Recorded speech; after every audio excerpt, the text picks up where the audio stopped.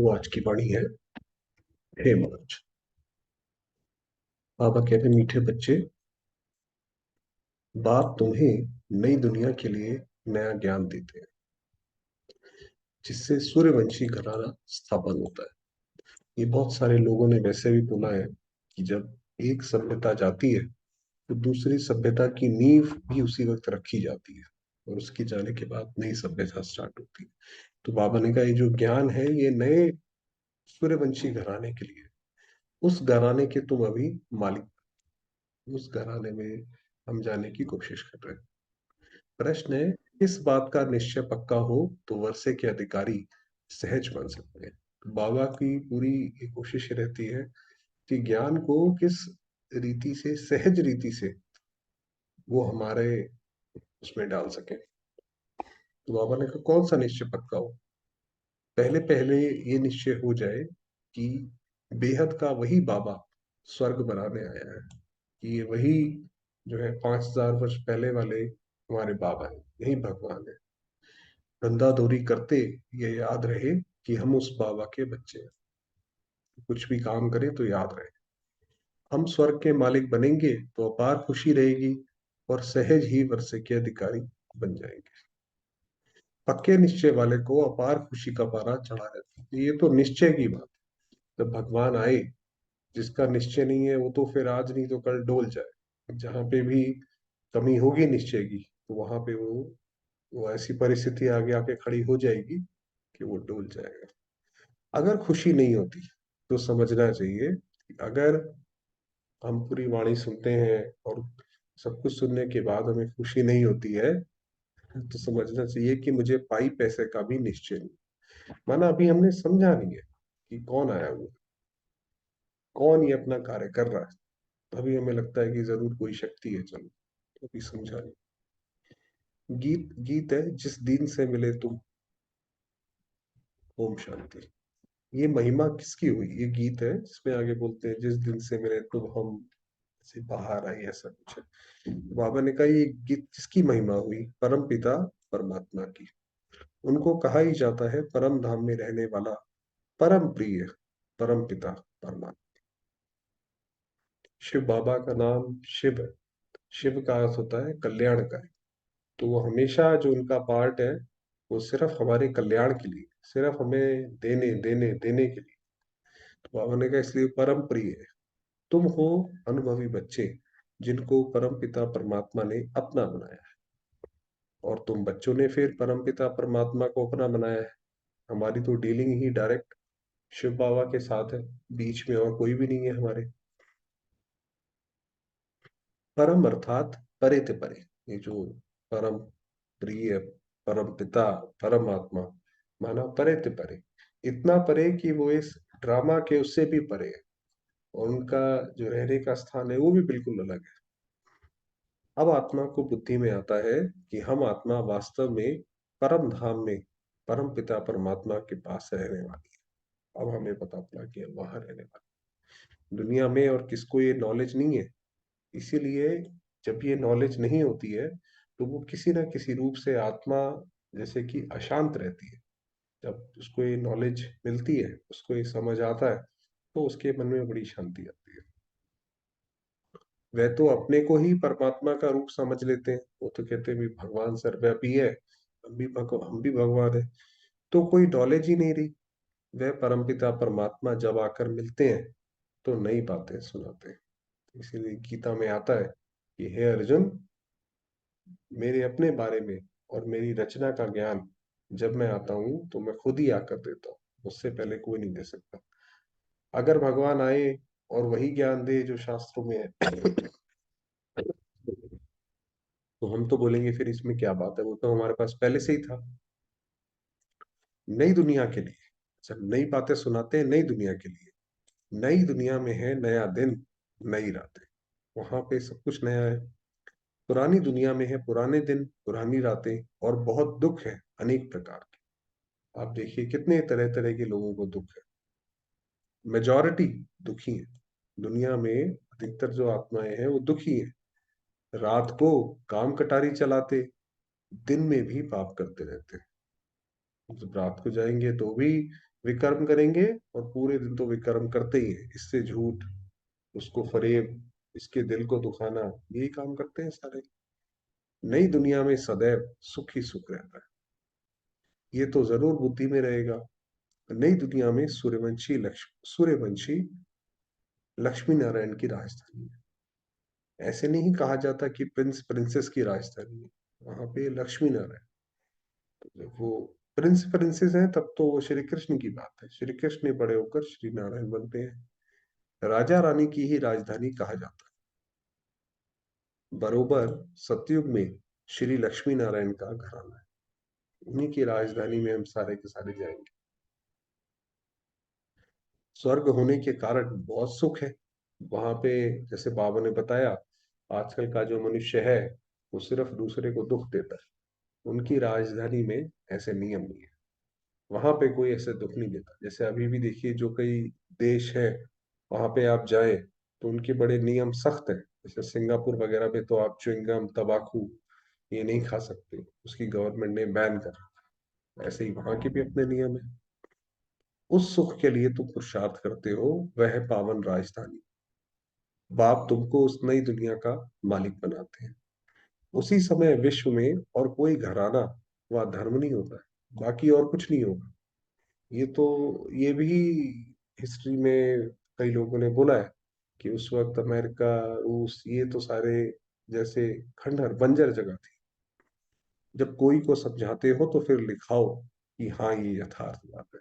किसी को आपने ज्ञान सुनाया, अगर वो एक बात पे भी उसने एग्री करा कि ये बात सही है, तो उसको लिखवाओ। उसको बोलो कि यहाँ पे लिखो जो आपको समझ आया। घड़ी घड़ी रिवाइज कराने से निश्चय होगा।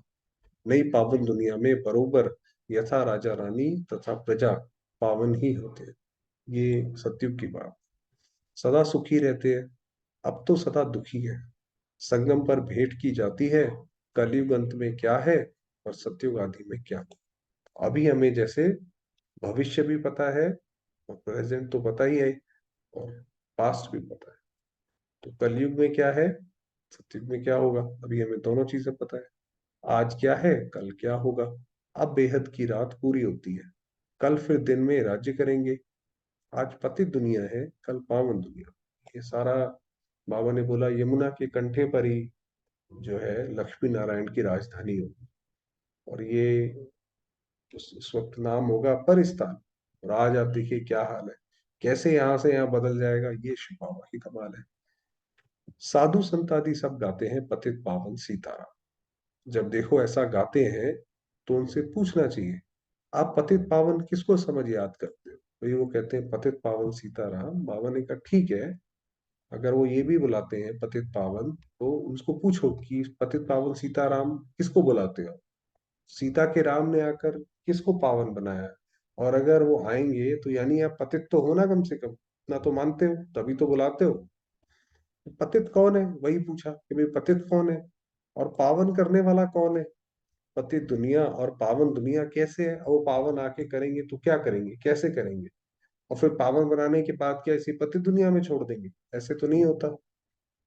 भाई माँ है, छोटे बच्चे को उसने नहलाया धुलाया, अब ये थोड़ी दोबारा से, क्या कहते हैं, वहीं दोबारा से धूल में छोड़ दे, फिर दोबारा गंदा हो जाएगा। ऐसे नहीं, जरूर पतितों को पावन बनाने वाला आएगा, तो पावन बनाकर पावन दुनिया में ही ले, वही बताया कि पावन बनाएगा तो फिर पावन दुनिया में ले जाए। कलयुग अंत को पतित दुनिया, सतयुग आदि को पावन दुनिया कहा जाता है। उसको ही सब याद है। ये जो दिनों दो दुनिया है उसको सारे याद है। पावन दुनिया है ही स्वर्ग, तो जरूर स्वर्ग स्थापन करने वाला निराकार परम पिता परमात्मा ही है। पूरा अभी तक मुरली में ये जो है कंपैरिजन ही चल रहा है कि पावन दुनिया क्या, पतित दुनिया क्या। पावन दुनिया में क्या होगा, पतित दुनिया में क्या है। पावन दुनिया स्वर्ग का रचयिता है ही परम पिता परमात्मा, ये शिव बाबा की बायोग्राफी। नरक के रचयिता की महिमा नहीं होती है। नरक का रचयिता कौन है, रावण। रावण की जो पांच विकार है, वो उसकी वजह से नरक है, उसको जलाते रहते हैं। मनुष्य जानते नहीं है, नाम रख दिया है रावण। इन जैसा मनुष्य कोई हो ना सके, ऐसे थोड़ी किसी के 10 सिर होंगे। वो नहीं होता। मनुष्य तो पुनर्जन्म लेते हैं, नाम रूप बदलते जाते हैं। रावण का नाम रूप कभी बदलता नहीं है। ये 10 शीश ही चले आते, दिन प्रतिदिन फुट आधा लंबा ही बनाते जाते हैं। हमारा रावण की जो जो एफिजी जो बनाते हैं, वो दिन पे दिन बड़ी होती जाती है। क्यों? क्योंकि रावण का राज्य भी बढ़ता चला जाता है, दुख भी बढ़ता चला जाता है, क्योंकि रावण अब बड़ा होता जाता है। वही है, तमो प्रधान हो गया है और उनको जलाते ही आते हैं। अभी तुम समझते हो पतित कौन बनाता है? इन 5 विकारों को ही रावण, यही दुख देते हैं, पतित बनाते हैं। वास्तव में हमें जो दुख है वो किसी और ने नहीं दिया। ऐसा नहीं कि बाहर से विदेशी आए उन्होंने हमें दुख दिया। ये रावण जो है वो सबको दुख देता है। तो इन विकारों को छोड़ना चाहिए ना। साधु संत आदि बहुत करके ये विकार ही दान में लेते हैं। तो ये साधु संत हैं, जो अच्छे साधु संत हैं, अभी भी थोड़े से जो बचे हैं, तो वो भी आपको पावन बनाने के लिए बोलेंगे, अच्छा ये बुराई हमें दे दो, उसका लेते कहते हैं, अच्छा झूठ बोलना हमको दे दो। ऐसे करके साधु संत करते हैं। अक्सर करके काम विकार के लिए कहते हैं कि मास में एक दो बार। क्या है कि जब जैसे जैसे दुनिया पतित होती जाती है, वैसे वैसे जो उनके नियम थे, जिसके ऊपर वो समाज या वो धर्म जो खड़ा था, वो धर्म भी वो नियम भी धीरे धीरे धीरे धीरे लूज होते जाते हैं। पहले भारत में था कि बच्चा जब छोटा होता है, 15-20 साल तक वो ब्रह्मचर्य में रहता था, तो विकार की बात ही नहीं आती थी। फिर धीरे धीरे लोगों ने बोला भाई ये तो बहुत मुश्किल है, ऐसा करो इसको 15-20 की जगह 10-12 कर दो या और छोटा कर दो। उसी तरीके से बाबा ने कहा, काम विकार के लिए लोगों को बोला कि भाई अच्छा चलो ठीक है, मास में 2 बार जाओ। परंतु यहाँ तो 5 विकारों की बात है। सिर्फ एक चोर को पकड़ेंगे तो फिर दूसरे चोर चोरी करने लग पड़ेंगे। आप सिर्फ काम विकार को अगर पकड़ने जाओगे तो बाकी विकार तो अपना काम करते रहेंगे। तो ये कोई को भी समझाना बहुत सहज है कि ऐसे, इसीलिए जो एक सृष्टि को पावन बनाने की बात है कि ये विकार हमारे दुश्मन है, वो सिर्फ जो सामना है वो सिर्फ एक शिव बाबा ही, भगवान ही आकर कर सकता है। इसीलिए उसके लिए बोलते हैं कि जब वो आते हैं तो मूढ़मती लोग उन्हें गाली देते हैं। लोग समझते नहीं है तो गाली देते हैं, ये क्या बात करते हैं, विकारों में ही नहीं जाएंगे हम, ये क्या बात। जैसे छोटा बच्चा होता है, उसको बहुत चॉकलेट खाने की आदत पड़ी हो, और आप जाके बोलो कि नहीं देखो तुम्हारे सारे दांत खराब हो जाएंगे, तो इसको छोड़ो, तो सबसे ज्यादा नफरत हमसे ही करेगा। क्या ये जब भी आते हैं हमारी चॉकलेट छुड़ा देते हैं, तो वही लोग करते हैं। पतित आत्मा महान आत्मा कहा जाता है। पतित परमात्मा महान परमात्मा नहीं कहेंगे। ये जो भगवान को सर्वव्यापी कहते हैं उसके बारे में बता रहे हैं। तो पावन कौन बनाएगा? जरूर भगवान के लिए ही इशारा करें। जब सब थक जाते हैं कहते हैं भाई अच्छा ये जो है वो भगवान ही करेगा। ऊपर नजर जाएगी, भला वह कब आएंगे, उनका नाम क्या है? भारत में शिव जयंती तो प्रसिद्ध है, उनका नाम ही शिव है, और कोई नाम नहीं देते। उनका नाम एक सदाशिव, सदाशिव माना सदैव बाबा कल्याणकारी। ऐसा नहीं है कोई हमने कुछ काम ऐसा कर दिया बाबा को गुस्सा आ जाए, ऐसा नहीं। बुद्धि में लिंगाकार ही आएगा, जो शिव का लिंग जो दिखाते हैं वो आएगा। सोमनाथ कहेंगे तो भी बुद्धि में लिंग आएगा। अभी तुम्हारी आत्मा जानती है परमात्मा भी हमारे जैसा ही स्टार। तो जो ऐसी शिवलिंग की जो शेप है वो इसीलिए क्योंकि बाबा निरा, ये जो सितारे हैं उनको नक्षत्र देवता भी कहते हैं।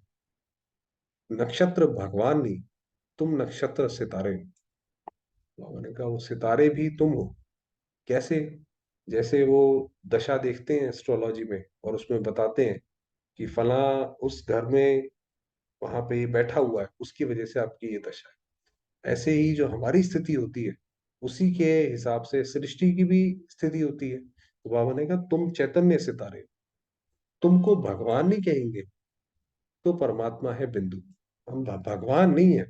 लकी सितारे हैं, नक्षत्र सितारे हैं, वो बात ठीक है।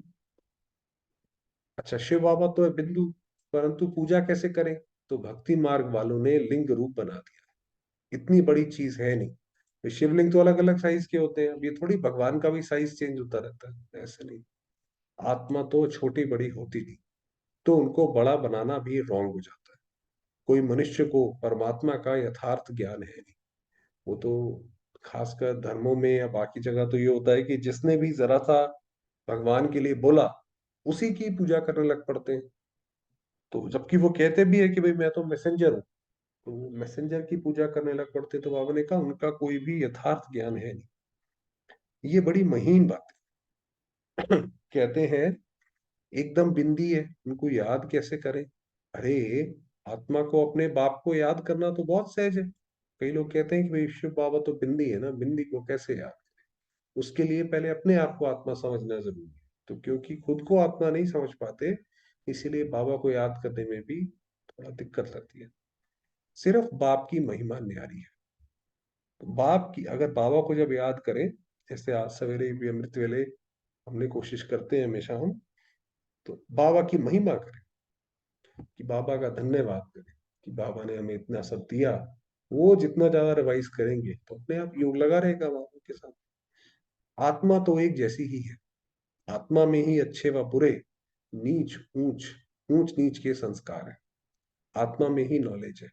आत्मा कितनी छोटी है, मनुष्य गरीब अथवा साहूकार बनते हैं, वह भी आत्मा के संस्कार अनुसार। तो ये मनुष्य जो जन्म लेता है, कोई बहुत अच्छे घर में लेता है, कोई ऐसी जगह लेता है जहाँ खाने के लिए तो रोटी भी नहीं है। तो उनके जो संस्कार है, जो पुराने जन्म में जैसा कार्य किया है, उस हिसाब से उसके जन्म होते हैं। तो उन्होंने कहा ये तुम्हारी बुद्धि, बच्चों की बुद्धि में सारा क्या। तो ये बताया पूरी मुरली जो थी, कंपैरिजन कि वहां पे ये होता है, और साथ साथ बाबा ने फिर आत्मा का भी ज्ञान दिया और बोला कि तुम बच्चे कौन हो? चलिए समय हुआ है। वरदान, वरदान दिया अपने बचे हुए तन मन धन को, क्योंकि ये तो सृष्टि तो डूबता जहाज है। आपको पता है जब समुद्र के बीच में जहाज डूबता है, तो उसके पास जितने लोग हैं, जितना सामान है, वो तो सब डूब जाएगा। कुछ भी नहीं बचेगा, कुछ काम नहीं आएगा। उस वक्त कोई बोले कि भाई ये सारा सामान हमें दे दो और मेरी जान बचा लो, तो व्यक्ति कहेगा भाई नहीं, ये सब अपने पास रखो। तो उसी तरीके से अपने बचे हुए तन मन धन को ईश्वरीय कार्य में लगाकर जमा करने वाले सदा संयुक्त। तो जो है सुदामा मिसल जो है, वो सुदामा ने जैसे चावल दिए, तो वो यज्ञ में लगा दो, सफल हो जाएगा। यादगार में जो गोवर्धन पर्वत को उठाने में हर एक की उंगली दिखाई है, दिखाया कि भाई श्री कृष्ण ने गोवर्धन पर्वत उठा लिया, तो वो क्या मतलब है? ये आपके सहयोग की निशानी है कि जैसे भगवान ने इस वक्त शिव बाबा जो आए हुए हैं, उसने जैसे धरती को बचाने का बीड़ा उठाया, उसने ये जिम्मेवारी अपने सर पे ली कि भाई ये सृष्टि को पावन मैं बनाऊंगा। तो उसने जैसे ये पर्वत उठाया, और उसके उस पर्वत में हमने भी अपनी छोटी सी उंगली लगा दी, माना हमने भी सहयोग दिया। चलो तन से, हमारा तन, चलो जो जितना भी सही, रुपया 2 रुपया जो भी सही, भाई हमने उससे ही सहयोग कर लिया। चित्र में बाप का साथ भी दिखाते हैं तो सेवा भी दिखाते हैं। तो उसमें जैसे दिखाया कि जो भगवान उनके साथ भी हैं, उसी के नीचे हैं, और सेवा भी कर रहे हैं, तो दोनों चीजें दिखाई है। अभी आप बच्चे बाप के सहयोगी बने हो, तब यादगार बना है। तो ये जो हम बाबा के अभी सहयोगी बने हैं, कि हर एक ने अपनी उंगली उंगली अपने हिसाब से, जिसका जितना निश्चय है, जिसकी जितनी क्षमता है, उसके हिसाब से उसने उंगली लगा रखी है। तो ये अभी का यादगार सिंबॉलिक है। आपको पता है भक्ति में तो हर चीज सिंबॉलिक है, उसी तरीके से ये सिंबल है, मेटाफर है। भक्ति में तो तन मन धन जो कुछ लगाया, उसमें 99% गंवा दिया। कि भक्ति में अगर हम कहीं पे कुछ चढ़ाते भी हैं, तो वो व्यक्ति जिसके प्रति हमने चढ़ाया भी, उसने कोई पाप कर लिया, तो वो तो हमारा ही उल्टा हिसाब किताब बन गया। तो इसलिए भक्ति में कुछ दिया भी तो उसका कुछ फायदा नहीं हुआ। बाकी जो 1% बचा है, उसे अब सच्ची दिल से ईश्वरीय कार्य में लगाओ। तो बाबा ने कहा भक्ति में सारा आपने गंवा दिया, मंदिर बनाए ढेर सारे, मंदिर लुट गए। मंदिर में जो बाकी जो व्यक्ति थे, उन्होंने भी उल्टा काम किया, तो कुछ पुण्य मिला ही नहीं। अब जो भी बचा है, वो बाबा के कार्य में लगाओ, तो फिर से पदम गुणा जमा होता है। ये तो शिव बाबा देने वाला दाता है, उसके उसमें अगर डाला, तो बाबा ने कहा वो तो फिर पदम गुणा होकर मिलेगा। स्लोगन है जो निर्माण बनते हैं, उन्हें स्वतः सर्व का मान प्राप्त होता है। तो जैसे हम्बल, इंग्लिश में बोला जाए, हम्बल, जो निर्माण बनते हैं, उनको स्वतः मान, उन्हें फिर किसी से मांगने की जरूरत नहीं है। आप तो हमें मान ही नहीं देते हो, ऐसा नहीं। मान चाहिए तो निर्माण बन जाओ, सबको मान दो, मिलेगा। चलिए, समय हो गया है, बाबा को याद करते हैं।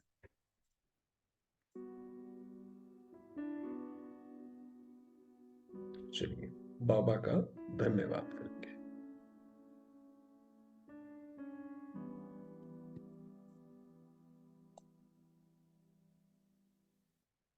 मैं आत्मा परम धाम में विराजमान हूं।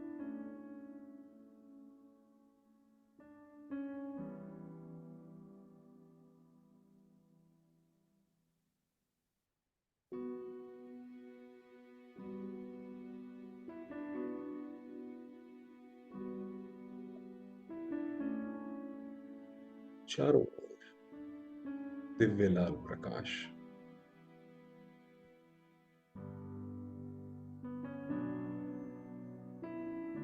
और मेरे सामने है निराकार स्वयं परमात्मा, सदाशिव,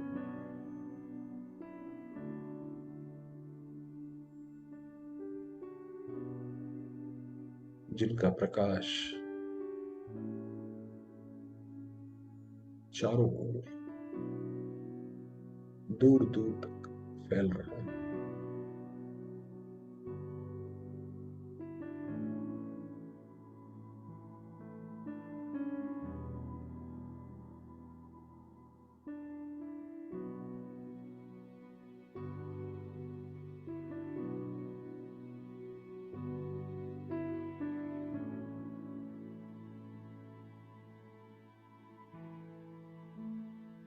मेरे बाबा,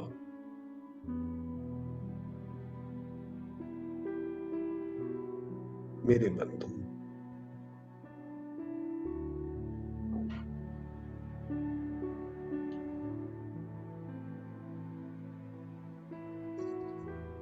मेरे परम मित्र हैं।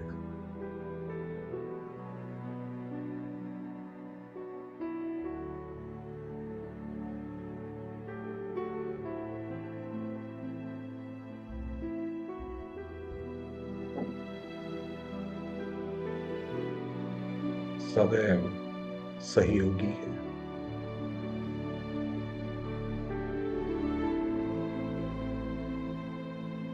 मेरे साथी,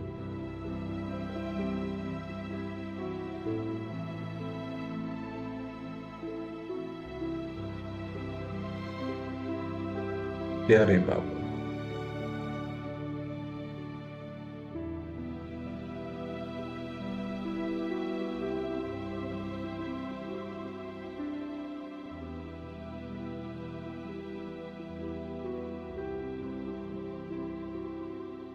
प्यारे बाबा ने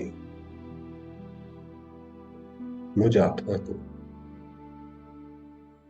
दिल से स्वीकारा।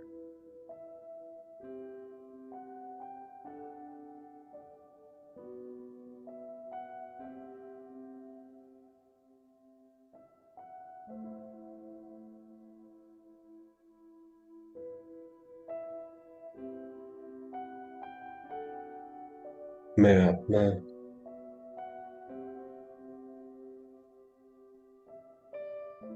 जो हूं, जैसी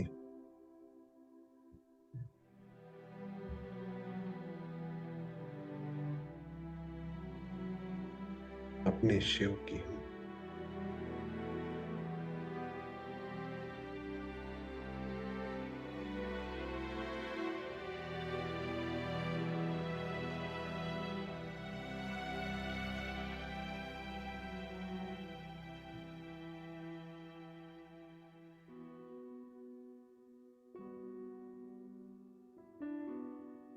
उनका स्नेह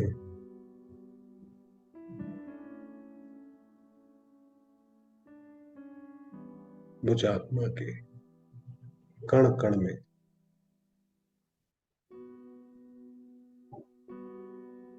व्याप्त है। हैं।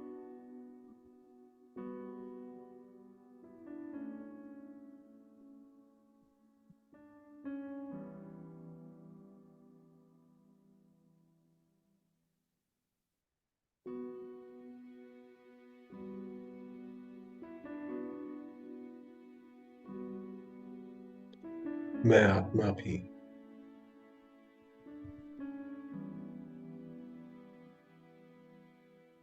आदि देव मास्टर ब्रह्मा,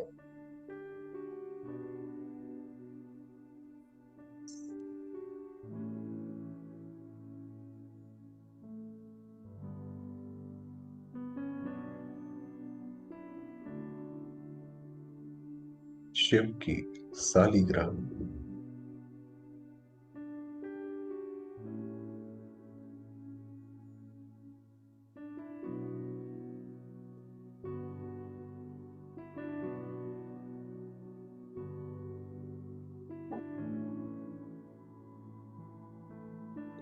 मेरा इस ड्रामा में विशेष पार्ट है।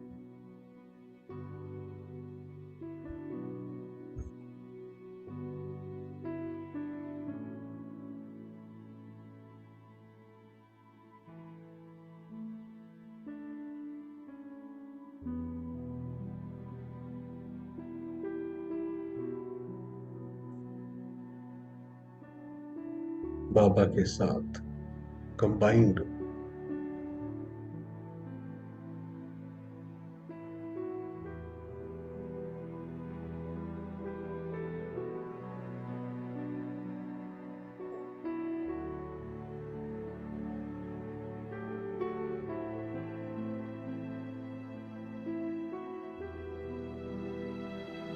ओम शांति।